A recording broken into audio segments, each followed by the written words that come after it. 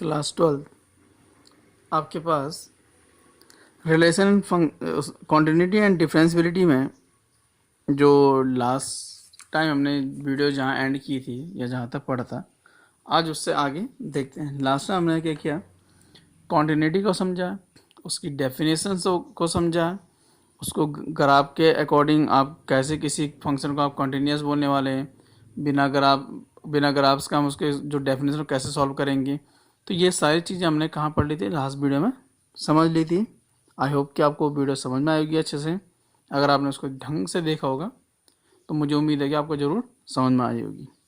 अब हम इसके आगे देखते हैं, जहाँ हमने लास्ट टाइम एंड किया था वहाँ से आगे बढ़ते हैं। तो उसमें एक नोट है, एक्चुअल में से एग्जाम्पल है, बट एग्जाम्पल बता नहीं रहा हूँ, सीधा उसके मतलब उसका यूज़ बता रहा हूँ कि अगर किसी क्वेश्चन में इस टाइप से चीज़ें आएंगी तो उनको हम कैसे सॉल्व करने वाले हैं।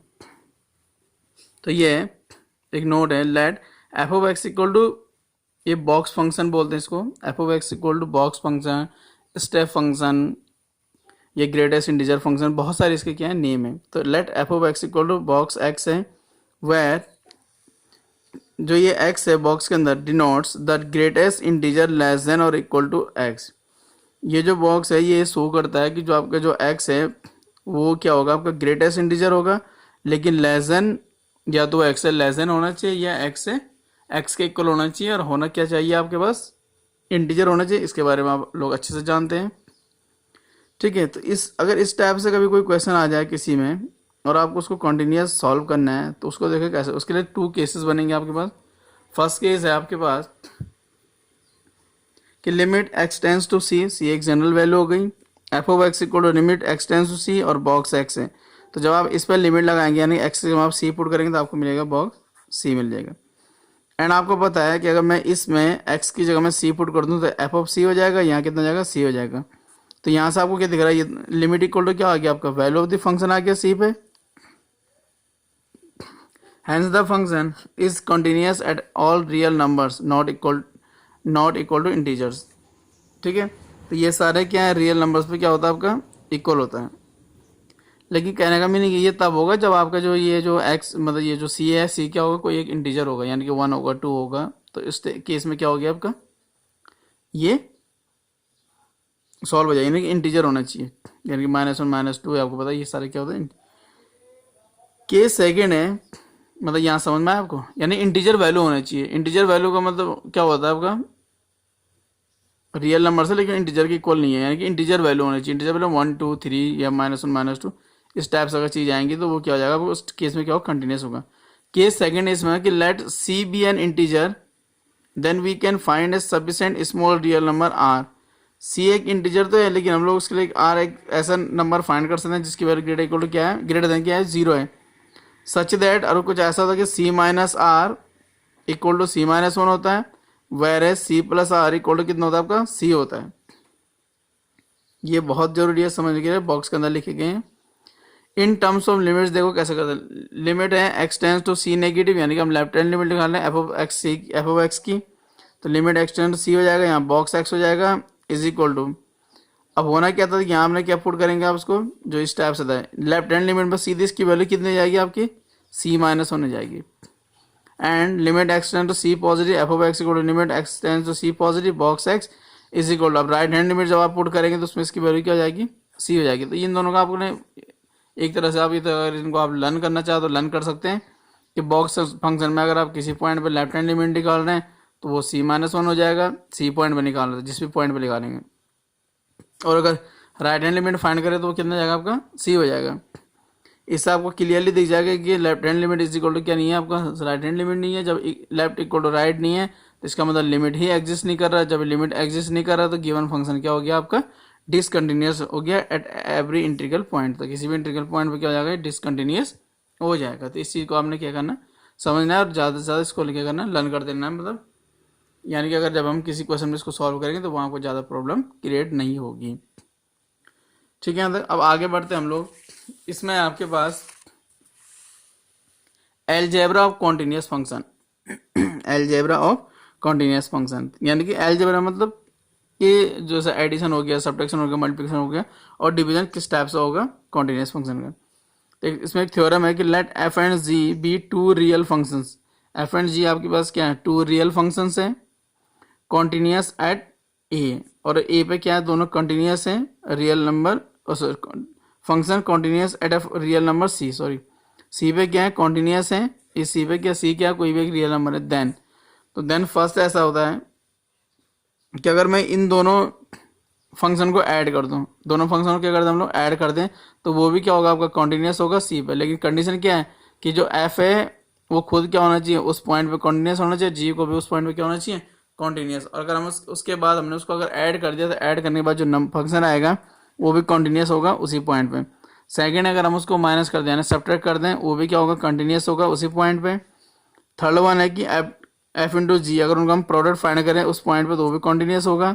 फोर्थ वन है कि अगर हम उनका क्या करें डिवीजन, या मतलब हम इसको क्या करते हैं डिवीजन बोलेंगे, या अगर उसको डिवाइड करें एक फंक्शन को दूसरे फंक्शन से, वो भी क्या होगा कंटिन्यूस होगा उस पर। लेकिन ये इसको आप क्वेश्चन फंक्शन भी बोल सकते हैं, लेकिन प्रोवाइडेड ये है कि जो ये जी फंक्शन है, जी फंक्शन की सी पे जो वैल्यू होगी इक्वल टू जीरो नहीं हो सकती है, इक्वल टू जीरो नहीं हो सकती। Value of the G function at x equal to C is not equal to zero. तो ये था आपका एलजेब्रा हुआ फंक्शन। तो याद रखने वाली बात है, अगर टू फंक्शन आपकी क्या है कॉन्टिन्यूस गिवन है, तो अगर आप उनको एडिशन करते हैं उसी सेम पॉइंट पे तो आपको फंक्शन कॉन्टिन्यूस होंगे, सब्ट्रैक्ट करते हैं तो भी कॉन्टिन्यूस होंगे, मल्टीप्लाई करेंगे तो कॉन्टिन्यूस होगा, डिवाइड करेंगे तो भी क्या होगा कॉन्टिन्यूस। एक थ्योरम नंबर 2 है, एक्चुअली में हम इसका ज़्यादा यूज़ तो करते हैं नहीं, बट फिर भी एक बार के लिए देखना जरूरी है कि let F and G be two real function such that F O ji is defined. F and G आपके पास टू रियल फंक्शन है और कंडीशन ऐसे कि एफ ऑफ जी क्या आपके पास डिफाइंड है। या आपने रिलेशन वाले फंक्शन वाले चैप्टर में पढ़ा होगा रिलेशन वाले फंक्शन कि एफ ऑफ जी क्या होता है, जिसको आप फॉग बोलते हैं, is defined if G is continuous at x equal to A. अगर जी क्या है कॉन्टिन्यूस है at x equal to A पे and F is continuous at G A, यानी कि जी को तो ए पे कॉन्टिन्यूस होना चाहिए और एफ को किस पे कॉन्टिन्यूस होना चाहिए ए पे, then f O ji is continuous at x equal to a. और वैसे आपको पता है कि इसको ऐसे लिखते हैं एफ ऑफ जी, यहाँ कोई पॉइंट हो जाएगा आपका तो एफ, और ये कितना जाएगा आपका जी ऑफ ए। इसका मतलब ये है कि आपका ए जी जो है वो ए पे कॉन्टिन्यूस हो जाएगा और जो एफ है उसको किस पे कॉन्टिन्यूस होना चाहिए आपका जी ऑफ ए पे कॉन्टिन्यूस होना चाहिए। तो ये थ्योरम नंबर क्या आपके पास, ये आप इसको फर्स्ट लेना था इसको सेकंड, ये कुछ थ्योरम थी, कुछ एलजेब्रा फंक्शन था, और बाकी आपने इस कॉन्टिन्यूटी चैप्टर में मतलब जितनी चीज़ें होती है ऑलमोस्ट पढ़ ली। ऐसा तो नहीं कहूँगा कि सारी चीज़ें पढ़ ली है, क्योंकि ये तो काफ़ी वास्ट चैप्टर है आपका, जिसमें आप जितना भी पढ़ें वो आपके लिए क्या होता है कम ही कम है। बट नॉर्मली जितनी चीज़ें आपके पास एग्ज़ाम रिलेटेड से इंपॉर्टेंट है उतनी चीज़ें हमने पढ़ ली है, कुछ हम आगे भी उसमें पढ़ते रहेंगे। अब इसमें कुछ एक्सरसाइज में कुछ क्वेश्चन सॉल्व कर लेते हैं। क्वेश्चन सॉल्व करके फ़ायदा होता है कि आपने अभी तक जो चीज़ें समझी हैं, समटाइम क्या होता है वो चीज़ें क्लियरली समझ में नहीं आती है, तो जब हम कोई क्वेश्चन या कोई एग्जाम्पल सॉल्व करते हैं तो वो चीज़ें हमें क्या होती है विजुलाइज हो जाती है, दिख जाती है कि ये क्वेश्चन कैसे सॉल्व हो रहा है। और हम उसको फिर जब हम उसको क्या करते हैं कोरिलेट करेंगे अपनी जो हमने थ्योरी है डेफिनेशन को हमने जो पढ़ा है उसके साथ जब हम उसे कोरिलेट करने जाएंगे तो हमें ज़्यादा समझ में आता है, ऐसा मुझे लगता है। और मे भी शायद ये ज़्यादातर क्या हो जाता है एप्लीकेबल होता है। तो इसमें जो आपके पास एक्सरसाइज 5.1 है उसमें फर्स्ट क्वेश्चन है prove that the function F of x equal to 5x minus 3 is continuous, 5x minus 3 is continuous at x equal to 0। आपको प्रूव करना है जो F of x equal to 5x minus 3 एक function is continuous होना चाहिए eight x equal to 0 पे, at x equal to 3 पे and x equal to 5 पे। इन तीनों पॉइंट पे से क्या करना है आपने कॉन्टिन्यूस प्रूव करना है।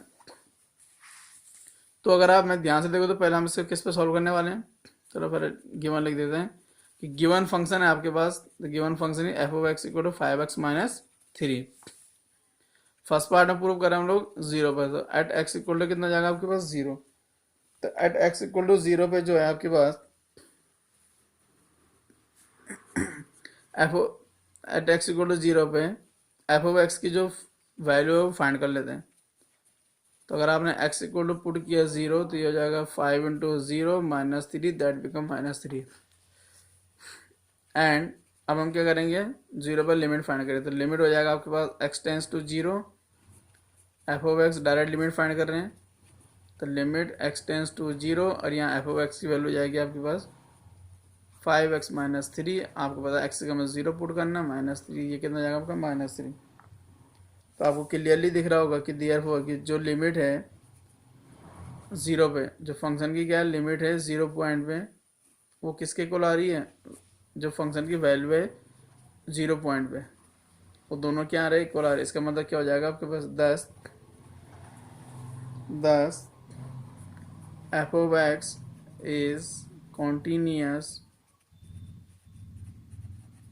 At x equal to 0। तो एक्स इक्वल टू 0 पे क्या हो गया, कॉन्टीन्यूस हो गया। अब हम मुझे किस पे चेक करना है, नेक्स्ट पॉइंट है 3 पे। तो एट एक्स इक्वल टू 3, तो एक्स इक्वल टू 3 है तो इसमें f3 की वैल्यू फाइंड कर लेंगे। तो ये हो जाएगा फंक्शन, यानी कि एफ ऑफ एक्स में रख देंगे आप एक्स इक्वल टू 3। तो ये हो जाएगा आपके पास 12, एक्स इक्वल टू कितना लिखा मैंने, 3 लिखा हुआ है, शायद क्वेश्चन में 3 नहीं था, 12 हो जाएगा। And limit x tends to 3, f of x की वैल्यू हो जाएगी आपकी लिमिट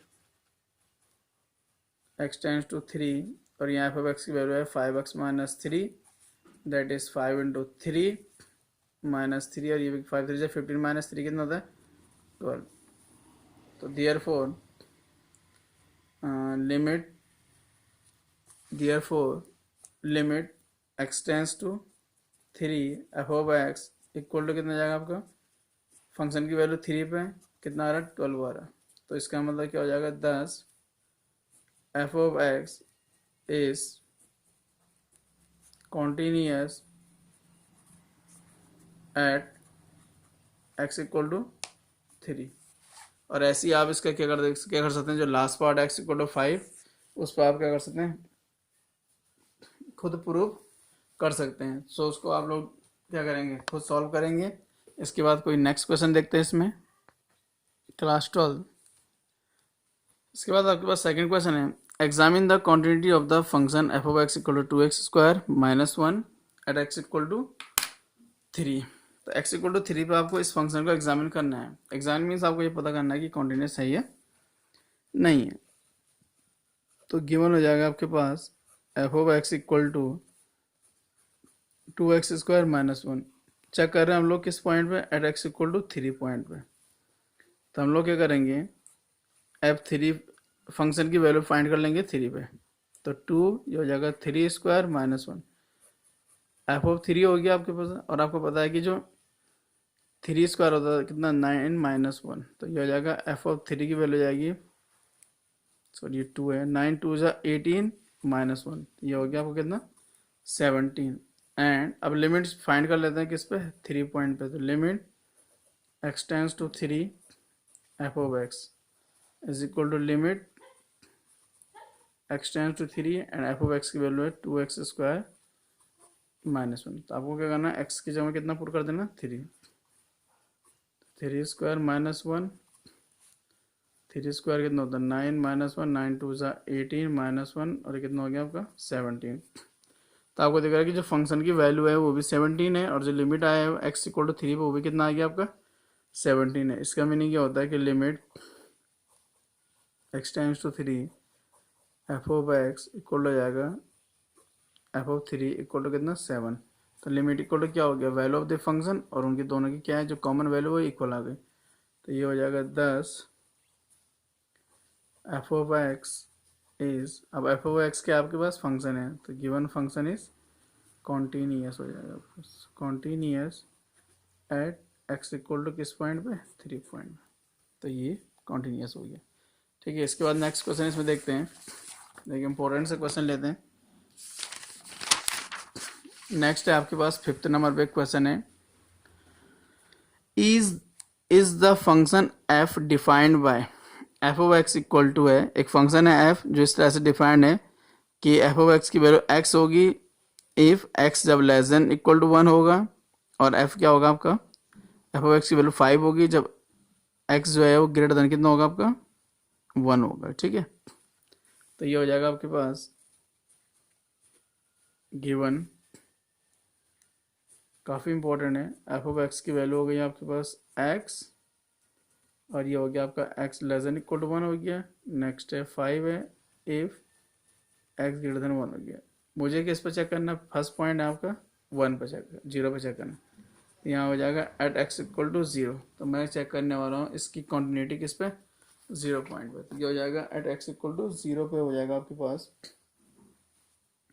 तो at x equal to zero पे जो आपका फंक्शन हो जाए ना, उसकी वैल्यू देखो, जीरो जो होता है वो लेस देन कितना होता है आपका, ये फंक्शन अगर जब एक्स जो है लेस देन 1 है तो उसकी वैल्यू कितनी होती है, एक्स होती है। अब मुझे आप ये बताइए जो अगर एक्स की वैल्यू 0 है तो एक्स की वैल्यू 0 क्या, एक्स की वैल्यू जो 0 है वो क्या होगी, लेस देन 1 में ही आएगा। तो लेस देन 1 में आएगा तो उसमें कितना हो जाएगा, फंक्शन की वैल्यू कितनी हो जाएगी, एक्स हो जाएगी, क्योंकि 5 तो क्या है, ग्रेटर देन 1 पे है आपके। तो एफ ऑफ एक्स की वैल्यू कितनी होगी, एक्स हो गई। तो जब एफ ऑफ एक्स की वैल्यू एक्स हो गई तो आपको पता है कि अगर मैं 0 पर चेक कर रहा हूँ तो एफ ऑफ 0 कितना हो जाएगा, 0 हो जाएगा। लिमिट चेक कर लेता है तो लिमिट एक्स टेंस टू हो जाएगा आपके पास 0 एफ ऑफ एक्स, एंड ये हो जाएगा आपके पास लिमिट एक्स टेंस टू हो जाएगा 0 और एफ ऑफ एक्स की वैल्यू कितनी है, एक्स है। तो इसको अगर आप सॉल्व करें ये 0 हो गया आपको। तो आपको दिख रहा है कि इसमें आपको क्या दिख रहा होगा।